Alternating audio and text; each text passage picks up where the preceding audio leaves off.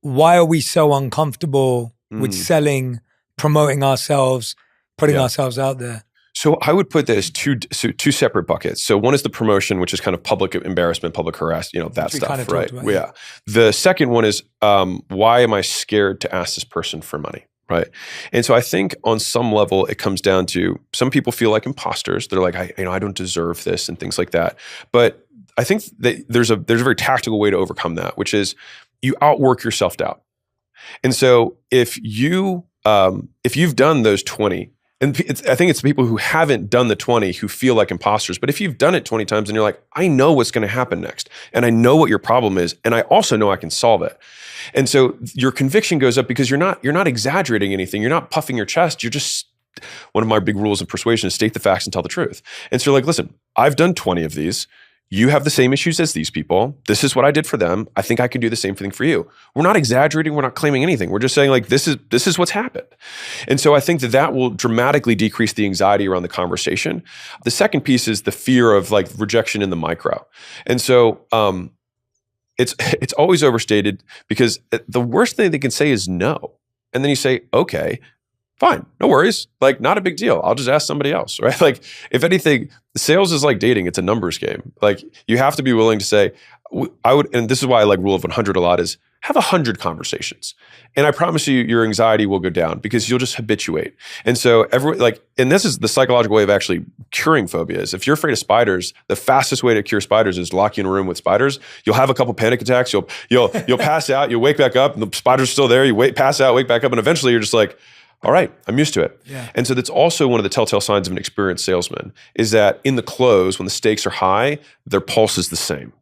It's because they've done this before. And so we just have to get you to the we've done this before part as fast as we can. Yeah. What about people who feel like the approaches are manipulative? Oh, okay. Or these tactics are like you're preying on someone's vulnerabilities and insecurities. And of course that person wants to lose weight for their partner and you're playing to that. Like, what about someone who feels that way? And that's what gets in their head. Like, oh, I know I have a valuable service. I know I want to help people, but actually like they should want to do it themselves. I'm not going to convince them. So I'll define two things. So one, I see the process of selling as arranging the variables to increase the likelihood a sale occurs. That is a selling process. And so we want to use all the variables we can because if we can control the variables, we control the outcome. And so I see then underneath of that, the difference between help and manipulation is intention. And so you use the exact same variables to influence someone's purchasing decision. But if your intention is to scam them out of money and not help them, then for sure you should, I hope you feel all the feelings that you have right now. But on the flip side, if you know that you're going to do your absolute best and you have not misrepresented something. And I think this is the key part where people feel the imposter syndrome is because they misrepresent. If you state the facts and tell the truth, most of your anxiety goes away. And I have this conversation sometimes with entrepreneurs, even at $1 million a year, $5 million a year, and they're like, I just feel this imposter syndrome with my business. And I'll say, are you stating anything that's not true? And then they'll kind of look at me and they're like, well, I teach agencies how to, grow their customer base. And I'm like, okay. And why do you feel like an imposter? They're like, well, I had an agency and it really wasn't that successful. And I'm like, okay, are your clients successful? And they're like, no, the clients are successful. I'm like, okay, so what do you teach them that you were not able to do for yourself? And they're like, well, I was actually just really good at the sales side. I was really bad at the delivery side. I said, if you just say, hey, I had an agency, I was really good at selling customers, really bad at delivering on them. But if you're good at delivering on them and you need a sales process, I can help you. I was like, would you feel like you're being an imposter? And he's like, no. I was like, and believe it or not, that's actually more compelling because you have a damaging admission, which actually makes you, it's one of the components of persuasion, right? Like you just tell people all the things that are not good because when you tell them the good things, they'll actually believe them more. And so I would tell, I was in the gym space for a while. And so, a gym owner would have, a bad location and bad parking. And they're like, I don't, it's embarrassing. And I say, include it in the ad. Just say, hey, by the way, we don't have the newest equipment. Our parking is terrible. We have a tiny location, but we have the best workouts on this side of the Mississippi, right? And if you say that, then it's like, people are like, I love that guy, right? Because he told the truth. Yeah. And so you'll be significantly more persuasive and have less anxiety by just stating the facts and tell the truth. And if the facts aren't compelling enough, do the free work so the facts are compelling. Yeah, I love that so much because I'm thinking of a friend right now who has a service he offers and he's always scared that he's a one-man band. Yeah. And he's scared that companies are going to ask for his service. Yeah. And he's almost embarrassed of saying, well, I'm just one guy. Oh. And he wants to present himself as a company. Yes. And I'm always saying to him, well, no, tell them because you're one guy, you can actually be there, you're present, you're doing all the work yourself, you're committed. You're not just rolling out something that everyone else is doing. So I have an awesome frame for this. Go for it. So when we had our software company, Alan, which we sold in 21, it was a software that helped agencies kind of manage schedules. It did automated texting stuff back before all the new stuff now, right? And so I actually had agencies that sold to gym owners. And I obviously also owned Gym Launch at the time too, which is the category, king in that space, right? It's the biggest company there. And so they were like, how do we compete against you? And I said, every position has an advantage. And so you are going to say, man, Alex isn't going to be the one he's not the one taking your calls. You're going to be client number 77. He's not even going to know your name. You're going to be assigned to some account rep that he pays, nothing to. And of course we paid well, but I don't know, he just pays way less, that he onboarded in 2 days. And that's the level of service you're going to get. Whereas with me, you get the highest person, you get the CEO, and you call me, I'll respond immediately. I'm the one working on your account. So don't compare the size of Gym Launch to the size of my company. Compare the person you're actually going to work with. And am I going to be better than his rep number 7? Yes. That's a compelling pitch.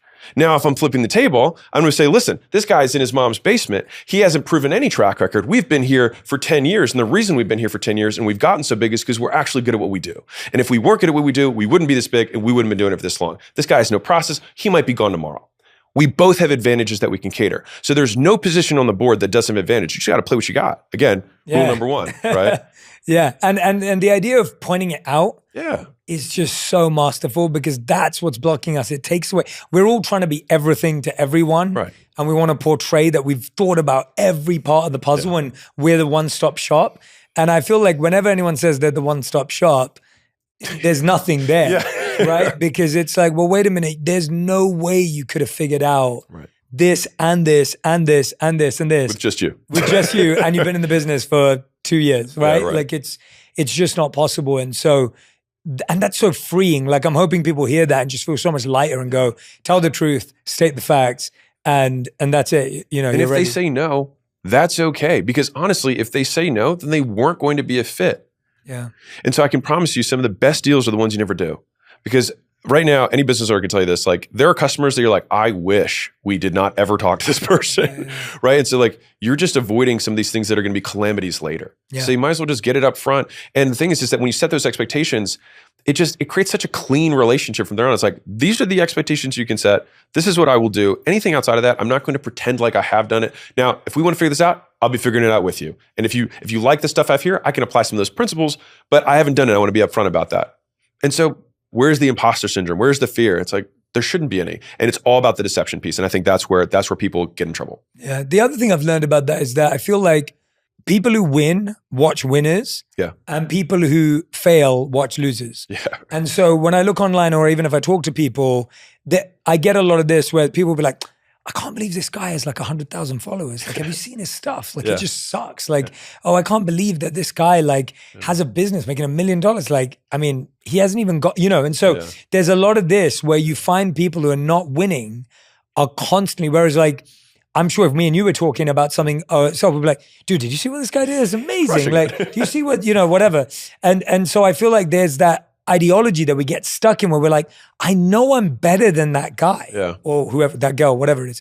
I know I'm better, but I'm not doing anything about it. And that hurts me even more. Can I tell you a story about this? Yeah. So I think you've had Kylie Jenner on this. Not Kylie, I've had.